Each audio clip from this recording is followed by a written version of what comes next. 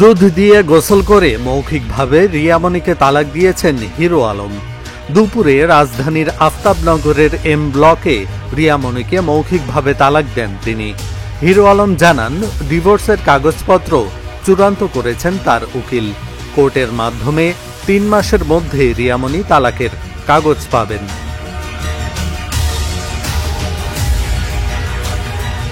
Hero Alam বলেন, আর যদি কোনোদিন রিয়ামণিকে বউ দাবি করে আপনাদের মিডিয়ার সামনে আসি, তাহলে আপনারা আমাকে জুতা পেটা করবেন। এর আগে এক ফেসবুক পোস্টে হিরো আলম লিখেছিলেন, আজ বিভিন্ন জেলা থেকে কিছু নারী ভক্ত দুধ নিয়ে আসছে আমাকে গোসল করানোর জন্য।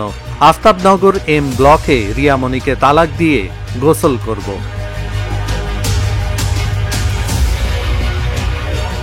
স্ত্রীকে তালাক দেওয়ার পরেই বিয়ে করবেন হিরো আলম, এরকম কথা ছড়িয়েছেন খোদ তার অনুসারীরা। কিন্তু হিরো আলম বলছেন ভিন্ন কথা। হিরো আলম বলেন, এখন আর বিয়ে করার বয়স নেই। আমার 3 সন্তানকে দেখাশোনার জন্য একজন মা খুঁজছি।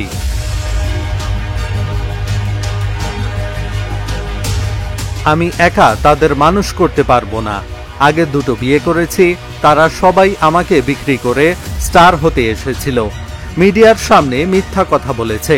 তারা মুখে বলেছে আমার সন্তানের মা হবে, কিন্তু তাদের অন্তরে ছিল স্টার হওয়ার নেশা। এ কারণে সংসারটা করা হলো না। এহসানুল হক, ঢাকা জার্নাল।